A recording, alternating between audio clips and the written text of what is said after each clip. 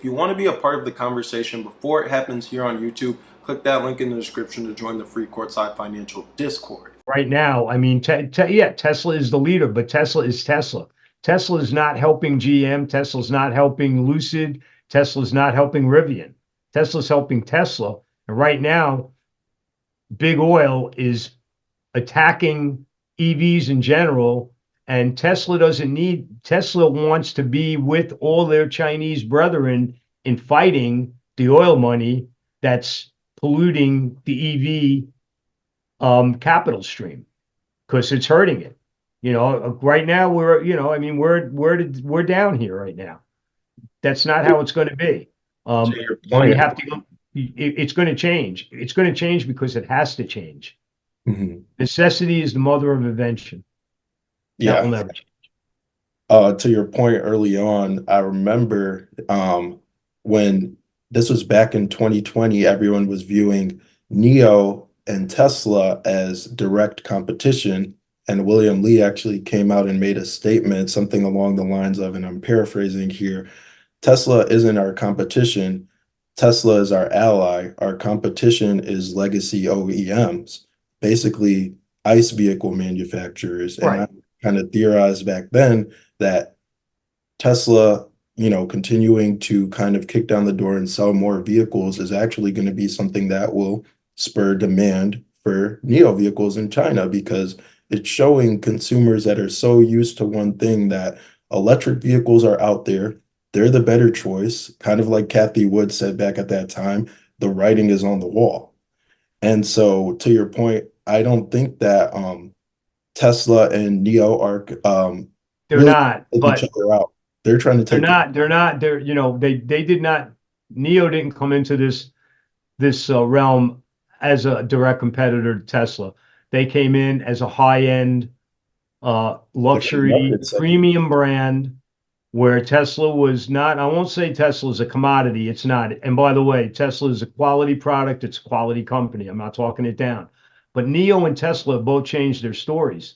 Tesla's original story was they were going to, well, it's actually the same as NIO. They were going to start with these higher priced EVs, eventually get into something the same way a Toyota Corolla, Some called it the Model right, 2. a classic a middle income car, and they were going to get into that. Now, Neo started out as a premium brand. They only started talking about mass markets when they realized the premium brand, the same thing Mercedes and every other company, premium company, Cadillac. You have to have something that's a volume leader.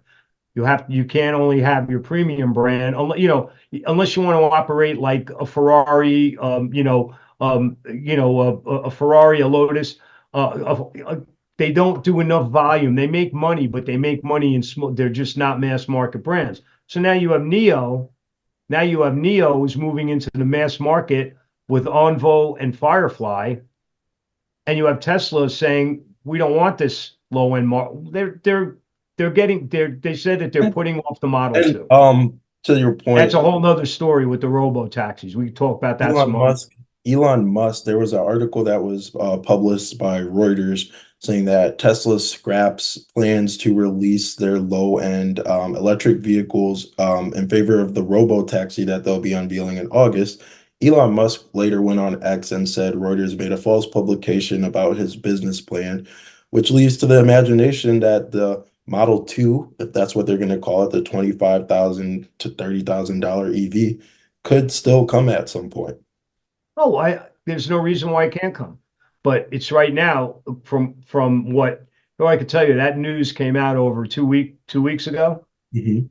Okay. And Tesla's still yet to totally recant it. A matter of fact, their response was in August, we're going to unveil a robo taxi, to which the most ardent Tesla bulls from Dan Ives right down the road all just said, hey, man, robo taxis are never going to do the volume you're going to do with a low price sub 25, sub 30 K EV. It's just not going to happen. And by the way, a robo taxi is going to be a more expensive unit because it has to deal with a whole bunch of